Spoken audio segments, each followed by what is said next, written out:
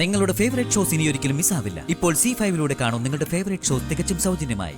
സാധാരണ ഒരു തലവേദന വന്നാ പോലും അതാണ് ലോകത്തിലെ ഏറ്റവും വലിയ രോഗമെന്ന് പറയുന്ന ആളാണല്ലോ ഉർവശി.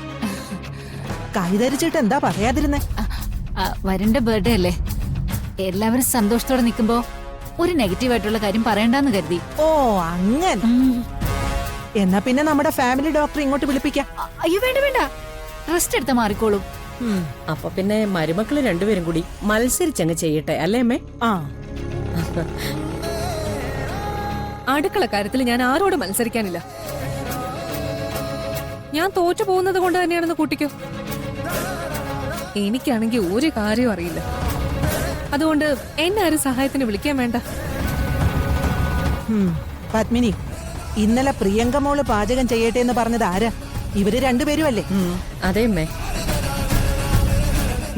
അപ്പോ എല്ലാവരും ചേർന്ന് സഹായിക്കാന്നും പറഞ്ഞിരുന്നു. കാര്യം പ്രത്യേകിച്ചൊന്നുമില്ല. പ്രിയങ്ക മോളെ അവർക്കൊന്ന് പരീക്ഷിക്കണം അല്ലേ കൽപ്പനെ? പറഞ്ഞു പറഞ്ഞ് മത്സരമായിട്ട് മുത്തശ്ശി കാണുന്നുണ്ടെങ്കിൽ അങ്ങനെ തന്നെ ആയിക്കോട്ടെ. ഇത്രയും പേർക്ക് വെച്ച് വിളമ്പാനുള്ള ശേഷി ദേവനാരായണൻ തിരുമേനിയുടെ മകൾ കൊണ്ടുവന്നൊന്ന് അറിയണമല്ലോ. അങ്ങനെ ചെയ്താൽ പ്രിയങ്ക മോളെ അംഗീകരിക്കോ നിങ്ങൾ രണ്ടുപേരും? ആ തീർച്ചയായും. പിന്നെ പ്രിയങ്ക ഉണ്ടാക്കുന്ന വിഭവങ്ങള് വായിൽ വെക്കാൻ കൊള്ളത്തില്ലെങ്കിൽ അങ്ങനെ തന്നെ മുത്തശ്ശി അമ്മയും തുറന്നു പറയണം. അല്ലാതെ പുതിയതായി കയറി വന്ന മരുമകളല്ലേന്ന് കരുതി എല്ലാം മറന്നു കളയരുത്. അങ്ങനെയാണെങ്കിൽ എനിക്കൊരു ഡിമാൻഡ് പറയാനുണ്ട്. എന്താ മോളെ? ഏട്ടത്തി വെല്ലുവിളിച്ചത് എന്നെയല്ലേ? അങ്ങനെയാണെങ്കിൽ ഞാൻ പാചകം ചെയ്യുന്ന സമയത്ത് ഒരാള് പോലും, അത് അമ്മയായാലും മുത്തശ്ശിയായാലും, അടുക്കളയിലേക്ക് വരാൻ പാടില്ല. എന്നിട്ട് എല്ലാം റെഡി ആവുന്നത് വരെ അടുക്കള പൂട്ടും. അയ്യോ അതൊന്നും വേണ്ട മോളെ. അതെന്തിനാ അങ്ങനെ ചെയ്യുന്നേ? തനിച്ചൊന്നും നടക്കില്ല. നടത്തി കാണിച്ചു തരാമേ. പത്മിനി, മോളുടെ വാക്കിൽ അത് ചെയ്യാനുള്ള ധൈര്യമുണ്ട്. മോള് ചെയ്യട്ടെ. അപ്പോ എല്ലാരും ഇറങ്ങിക്കും. മോളെ ഞാൻ കൂടെ നിൽക്കാം. വേണ്ടമ്മേ, എല്ലാം നന്നായി നടക്കട്ടെ. വാ. ശരി അമ്മ. ശരി.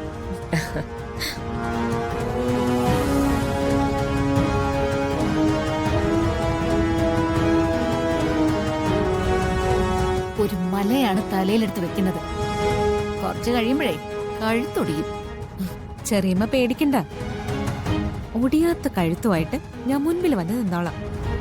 ആ വാശി നല്ലതാ. അതിന്റെ തൊട്ടടുത്ത വാക്ക് നാശോ. അത് ഏട്ടത്തിയുടെ ആഗ്രഹമല്ലേ? എന്റെ വാക്ക് ഏട്ടത്തിയുടെ നാശമാകാതെ നോക്കിയാ മതി. ഇറങ്ങി രണ്ടുപേരും പോവാൻ.